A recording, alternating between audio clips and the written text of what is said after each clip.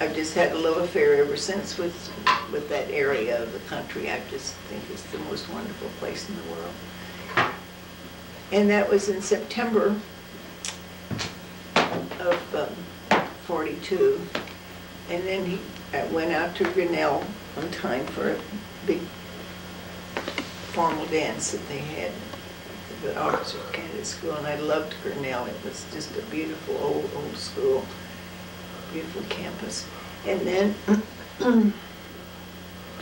when he came home, it was at Christmas time, and he was commissioned, I think it was the first part of December, and it was a very snowy Christmas, and he was there for several days, and we had a lunch and date every day, and he had white flowers for me every day, and they were from white violets to gardenias to white roses.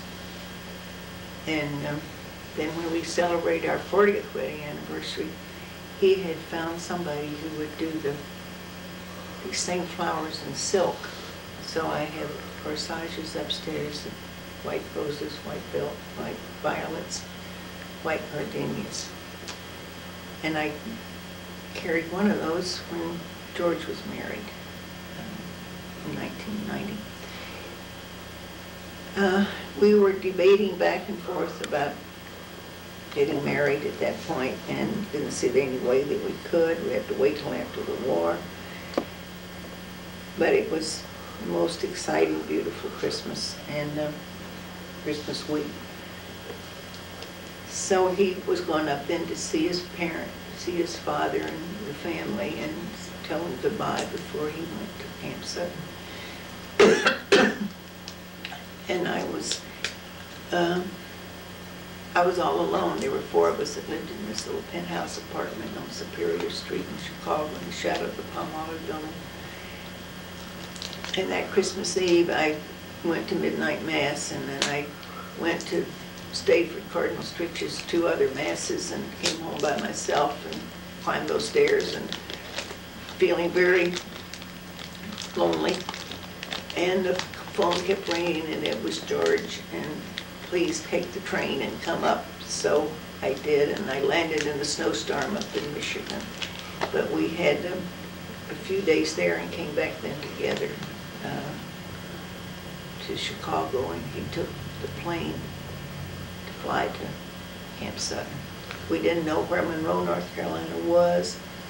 He left in this, what now would be just like a puddle jumper plane from O'Hare, which was just a tiny airport at that time, and off into this snowstorm, and I thought I'd never see him again at that point. But then, after he got there, in the meantime, I had left and went to Tulsa, and I've already told all that story. But we had much writing and calling and wiring back and forth, and so I finally went out end of January to see him, to tell him goodbye, and stayed at the Tucker home where he and another officer had a room too. And then we decided then we would get married on February the 6th, and decided no, maybe I'd better go home. I'd better work it out. I'd no sooner got to Tulsa than Father Hudson and George and everybody kept calling, wiring.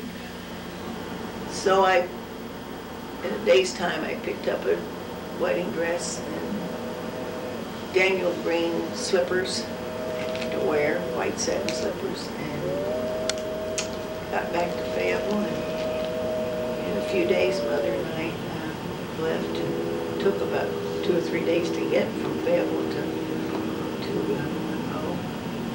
And Mrs. Tucker had a lovely sort of little reception for us the night before, and had a lovely wedding cake, and had the priests and Cleon and a few people like that in, and Mother, and which was nice. It was the only really wedding reception that we had, but we didn't have a rehearsal dinner or anything else like that. There's no place in Monroe for that. But and then we were married and went to the Behringer in Charlotte, and then took the bus. We had a 3-day pass. Took the bus and went to Winston-Salem and stayed at the Robert E. Lee in Winston-Salem, which was a lovely old hotel. And many years later, we'd gone up to Spartanburg to a baseball thing that Mike was playing in, baseball. And Daddy took, I know it took us to, I guess to Charlotte. We didn't get all the way to Winston-Salem, did we? To the Behringer, to the hotel up there. Took the children up there to see it. So we had just 2 months, but it was a wonderful, wonderful 2 months. Coming back, I stayed on and worked in Charlotte at Camp Sutton in the supply department there until about the toward the end of July. And coming back on the train, I ran into this close friend that I just saw this summer when I was back at Vail to James Greenhoff. The train, the conductor came through, and out of a clear blue sky, he looked down at me and he said, "You're the most completely happy-looking person that I have ever seen."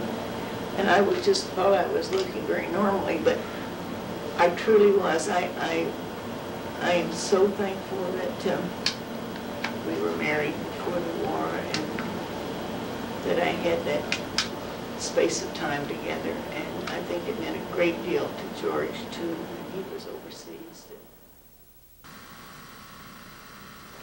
After World War II ended and her husband George came home, Betty and George moved to Ann Arbor, Michigan, so that George could attend the University of Michigan. There they set up their first home in a small apartment and started raising children. Okay, what do you consider to be your first home as a wife? First permanent home as a wife? First permanent or well, I tell you what was our first home, and we were thrilled to death with it, was George was separated from the Army. He could have gone on, but it meant going to Japan maybe and all that kind of thing. He had been captain at this point for a year or more, and decided to go back to the University of Michigan school. So he was separated at Fort Sheridan, Illinois, and we were able to get into Michigan because he was separated in September of '45, and the semester didn't start until October, I think it was. So that made our decision, and we went to Ann Arbor. And the only housing that we could find, because you see all these soldiers were coming back, Navy men, and they were going on back to college, because a lot of them had to be interrupted. And we found this room in this house on Greenwood Avenue in Ann Arbor. And the store that we bought from was right behind that big stadium in Ann Arbor. But we had, this was our first place in Ann Arbor. It had an icebox out in the hall. And it had to go downstairs to the bathroom and to take showers and so forth. We had a hot plate. We had a linoleum rug, and we had curtains that you pulled where the bed was over the other side. But we were so thrilled. And so all we had, we went to the PX in Fort Sheridan, and we got a couple of sheets and a couple of Navy blankets. They didn't have Army, Navy blankets. And this, I've still got a copy of this fork. I still got those forks. They were like lethal weapons, but they, you didn't have silver and stuff then. We hadn't gotten our silver or anything at that point. So that's what we had. But we had our first Thanksgiving was there. And George, who always felt that you should have flowers and that you had things, his one quotation constantly, all his life, was, "The thing of beauty is a joy forever." And he made life a joy forever. He went to this forest. We didn't have 2 nickels to rub together. And on this, like a board, it was a lovely board, was this beautiful harvest